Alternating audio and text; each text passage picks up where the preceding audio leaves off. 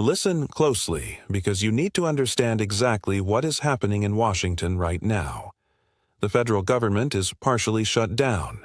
Thousands of workers are sitting at home without pay, and the official narrative is that Democrats are refusing to fund the Department of Homeland Security. But here is the reality that no one is explaining clearly. The agency at the very center of this fight, Immigration and Customs Enforcement, isn't affected at all. They are still operating. They are still conducting raids. They are still making arrests. Why? Because they already secured $75 billion last year that they can spend over the next 4 years. So this shutdown isn't about stopping ICE. It is about something much bigger. It is about whether Congress has the power to place any limits on how Trump's immigration enforcement operates. And the answer to that question will reshape American law enforcement forever.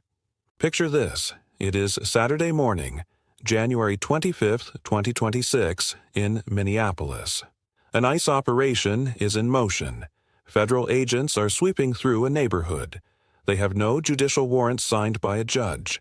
They are using administrative warrants signed by other ICE agents. Some of them are wearing homemade masks to hide their faces. There are no body cameras recording the encounter. Suddenly, shots are fired. When the smoke clears, 37-year-old Alex Pretty is dead. He was an ICU nurse. He was an American citizen. He was not the person ICE was looking for. He was just a man in the wrong place at the wrong time. This is the second American citizen killed by federal immigration agents in Minneapolis this month. The first was Renee Nicole Good, a mother of 3, shot earlier in January. And that is the spark that ignited the current shutdown. I'm Herrick McCain. Welcome to Firepoint. If you want the unvarnished facts, subscribe to this channel right now. Because what I am about to break down isn't just about a budget fight or immigration policy. It is about a fundamental question. Can federal agents operate with essentially no oversight, no accountability, and no constraints? And if they can, what does that mean for the safety of every American? Let's get to the reality of what happened in Congress. The headlines are screaming about a partisan brawl over funding.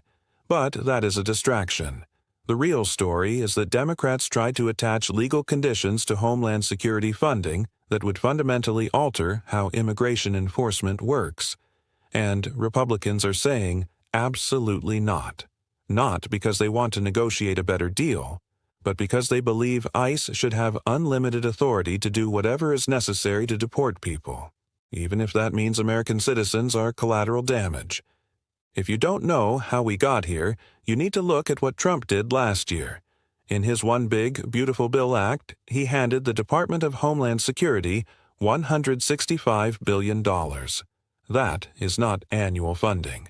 That is a war chest they can spend over multiple years. ICE got $75 billion. Customs and Border Protection got $65 billion. For context, the entire annual budget of the FBI is about $35 billion. Trump gave ICE more than double that, and he gave them the freedom to spend it however they want over 4 years. Why does that matter? Because the current fight is over the annual appropriations bill. That is the standard budget Congress passes every year. That bill would give DHS another $64 billion. But Democrats are drawing a line. They are saying, we will not vote for this unless you agree to reforms. Body cameras, no face masks, judicial warrants instead of administrative ones, independent investigations when agents kill people, basic accountability. Here is the timeline of the breakdown. On Thursday, January 29th, Democrats announce a deal with the White House.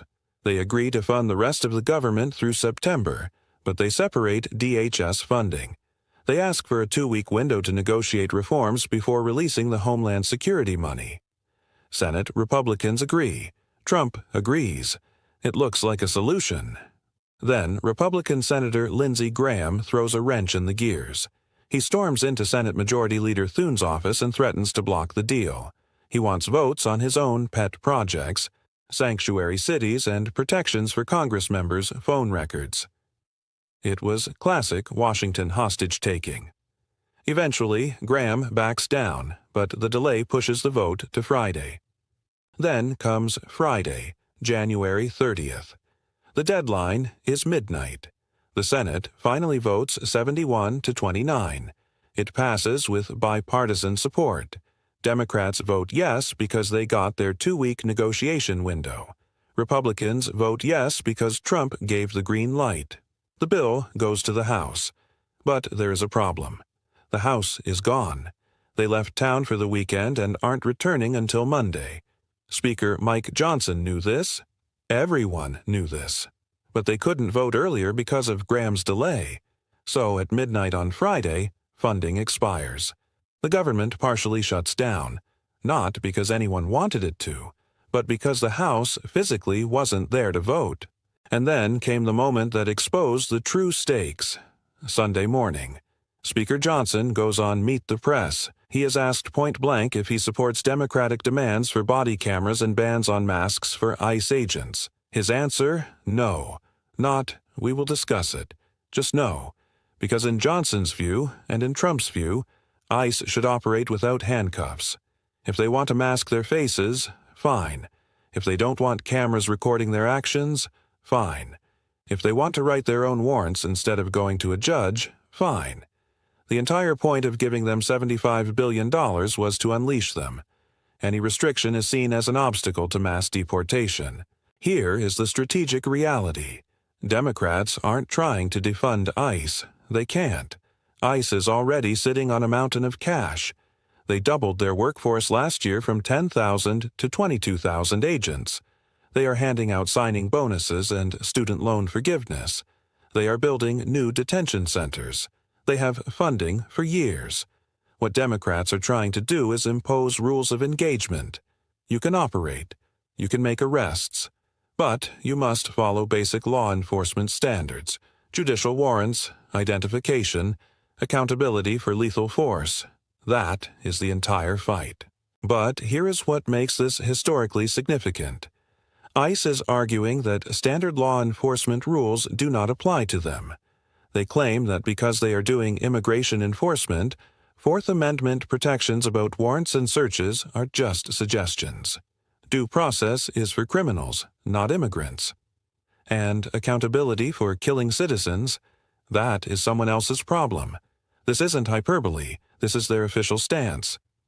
When Democrats demanded judicial warrants, Vice President J.D. Vance went on TV to defend administrative warrants. He said they are still warrants. Technically, yes, but an administrative warrant is signed by the same agency conducting the search. An ICE agent writes it. Another ICE agent signs it. Then they kick down a door. No judge involved, no independent check. And if they kill someone, ICE investigates itself. The FBI announced a parallel investigation into Alex Preedy's death. Parallel, not joint. Because federal law enforcement doesn't trust local police to fairly investigate federal agents. Some analysts say Republicans are just posturing and will eventually agree to some reforms to end the shutdown. There is some evidence for that. Senator Rand Paul has said he dislikes administrative warrants and prefers Fourth Amendment standards. That suggests a crack in the Republican wall. But that analysis misses the bigger picture. Trump doesn't want restrictions on ICE. He wants them to be feared. He wants the public to know that if ICE shows up, they have total power. Masks, no warrants, no cameras. That isn't a bug. That is the feature. Fear is the engine of mass deportation. If people know ICE has to follow rules, they might resist.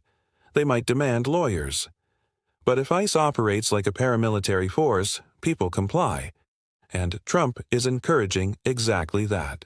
So, what happens next? Watch the House vote on Monday. Speaker Johnson claims he has the votes, but his margin is razor thin. One single defection kills the bill. Some Republicans are angry that the 2-week negotiation window is too long. They want to fund everything now and fight later. If Johnson fails, the shutdown drags on. But assume the House passes it. That ends the partial shutdown for most agencies. Defense, transportation, Treasury are safe. But DHS only gets 2 weeks. Then the real war starts. Democrats want body cameras, no masks, judicial warrants, independent investigations. Republicans want none of it.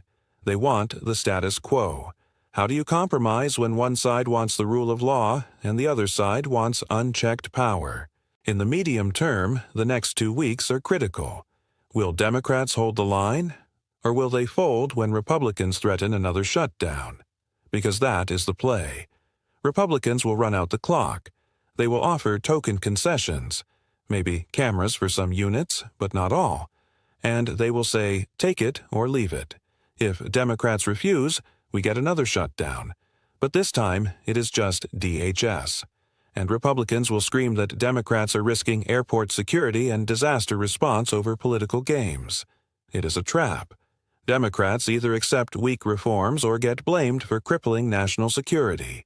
My assessment based on the evidence, Democrats will get crumbs. They might get body cameras because cameras are standard now. They might get agents to wear visible ID numbers. But judicial warrants? No chance. Trump will never sign that. It would slow down the deportation machine. Every warrant would need a judge. ICE would have to prove probable cause. That is exactly what Trump wants to avoid. He wants ICE to be able to knock, enter, search, and arrest on suspicion alone.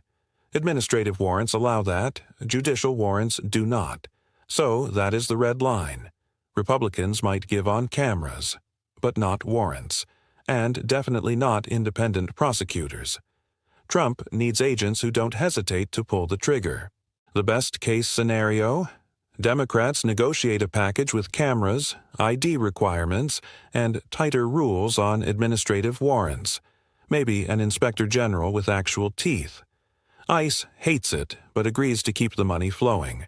The shutdown ends. Enforcement continues, but with slightly more accountability. It isn't perfect, but maybe the next American citizen encountering ICE survives because a camera is rolling. The middle case? Negotiations stall. Republicans offer meaningless reforms. Democrats reject them. We get another DHS shutdown in 2 weeks. It lasts a few days. Public anger mounts. Eventually, they agree to another temporary extension, kicking the can down the road. We end up right back where we started. But trust in the system erodes even further. The worst-case scenario? Democrats surrender. They agree to fund DHS with zero meaningful reforms because they are terrified of the political optics of an airport security shutdown. Republicans declare total victory. ICE continues to operate without checks. And the message to every federal agent is clear. You can do whatever you want. You can wear masks. You can skip the judge. You can shoot first. And Congress will do nothing. Watch for these indicators over the next 2 weeks. Does Trump personally intervene? If he speaks up, it means Republicans are wavering and he needs to stiffen their spines. If he stays quiet, he knows they are holding the line. Watch ICE operations in Minneapolis. Trump's border czar, Tom Homan, flew there to de-escalate. If raids become quieter and more targeted, the administration is managing the PR crisis. If they continue full throttle, they simply do not care. And, most importantly, do any Republicans break ranks? If senators like Murkowski or Collins demand judicial warrants, Democrats have a chance. If the GOP stays united, the reform effort is dead. This goes beyond immigration. It affects the entire federal law enforcement apparatus. ICE isn't the only agency using administrative warrants or investigating itself. If ICE can operate without judicial oversight, why can't the FBI? Why not the DEA? The principle at stake is whether federal agents are subject to the Constitution. The Fourth Amendment demands a warrant issued by a judge, not a permission slip signed by a colleague. If ICE can ignore that, the rule of law is optional. History will not remember the debate over funding levels. History will remember whether Congress reasserted its authority over the executive branch or surrendered it completely. For decades, Congress controlled the government through the power of the purse. If you want money, you follow the rules. Trump found a loophole. give agencies massive multi-year funding up front, and they don't need to listen to Congress anymore. That is what the One Big Beautiful Bill achieved. It broke the power of the purse. Now Congress is trying to claw that power back, but they are fighting a losing battle. You can't withhold money that has already been spent. That is the real story. That is what is actually being fought over in this shutdown. It isn't about numbers on a spreadsheet. It is about whether we are a nation of laws or a nation where armed agents operate with impunity. Democrats are demanding rules. Republicans are demanding results. And in the crossfire, American citizens are dying because the system that is supposed to protect them has been turned against them. Alex Preddy didn't have to die. Renee Good didn't have to die. But they did. And unless something changes, they won't be the last. If this breakdown helped you see the true stakes behind the political theater, hit that like button and subscribe to Firepoint. This story is just beginning. The House votes Monday. The clock starts ticking. And in 2 weeks, we will know if Congress still matters. Tell me in the comments, should ICE agents be forced to get warrants from a judge, or should they have the power to do whatever it takes? I'm Herrick McCain, and I'll see you in the next video.